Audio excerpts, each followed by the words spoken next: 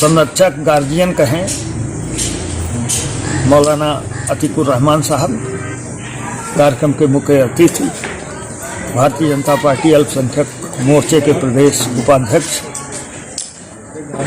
वाकिफ भाई, महाराजगंज कस्बे के परमानेंट चेयरमैन प्रभास साहू जी, जिलाध्यक्ष अल्पसंख्यक मोर्चा हमारे मित्र जुनैद भाई, भाजपा मंडल अध्यक्ष सूर्य विकास वर्मा जी, मेरे भाई अख्तर आलम जी, काजी साहब, हाजी अनवर साहब, आसिफ भाई और हमारे जितने भी भाई यहाँ बैठे हैं, सबको हम तहे दिल से सबका शुक्रिया अदा करते हैं। और इस कस्बे में गंगा जमुनी का तहजीब का कस्बा माने जाने वाला महाराजगंज कस्बा, वाकिफ साहब को मैं बताना चाहता हूं कि कितनी भी बड़ी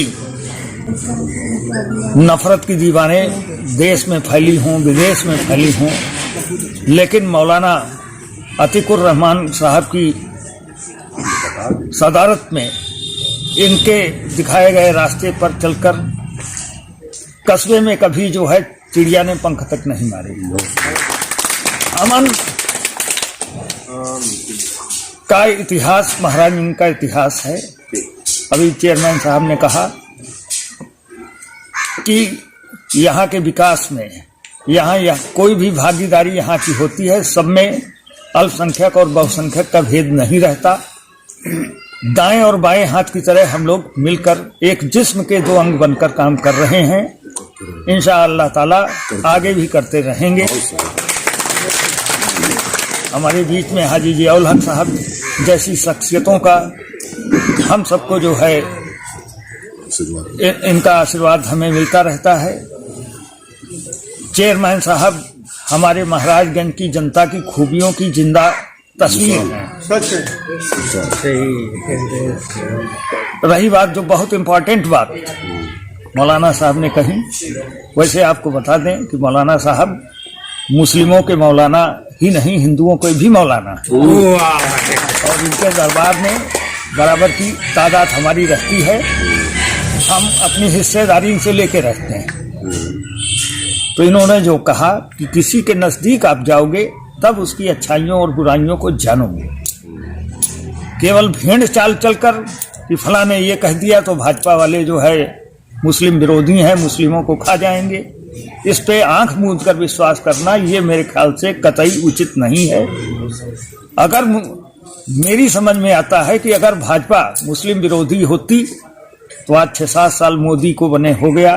कितने लोग पाकिस्तान भेज दिए गए, कितने लोग जो है अरब सागर में फेंक दिए गए। ये केवल विपक्ष और हर सियासी पार्टी का ये अपना कर्तव्य है कि वो विरोधी पार्टी के बारे में बढ़ा चढ़ा कर लोगों को भड़काकर अपनी तादाद बढ़ावे। ये विपक्ष के लोग कर रहे हैं, इससे सावधान रहना है। और कुल मिलाकर जो देश की तरक्की करे, जो देश को मजबूत बनाए, जो हम मुसलमानों की शिक्षा व्यवस्था पे काम करे। अब जैसे ये मदरसा है, इसमें एक कमी के लिए मैं भी अपने को कसूरवार मानता हूँ। एक काम मैं अभी तक नहीं कर पाया, लेकिन अब आज एक नई ताकत मिली है, उस काम को किया जाएगा। इस विद्यालय को चमकाने के लिए वाकिफ साहब ने खुद पहल की है, आगे आके पहल की है। तो इनका बढ़ा हुआ हाथ हम लोगों को आगे बढ़ के अपने हाथ में ले लेना चाहिए और इस मौके का फायदा उठाना चाहिए। और एक जो है अमन का जो इतिहास हमने रचा है, उसके साथ साथ विकास की तस्वीर भी महाराजगंज में और मुसलमानों के घर में खुशहाली का दिया जले, इसके लिए काम करना चाहिए। आप लोगों ने बोलने का मौका दिया। जनाब मौलाना साहब के तो हम लोग पुराने गुलाम हैं। आप सबका भी इस्तकबाल करते हुए आपको बहुत बहुत मुबारकबाद देते हैं। जय हिंद।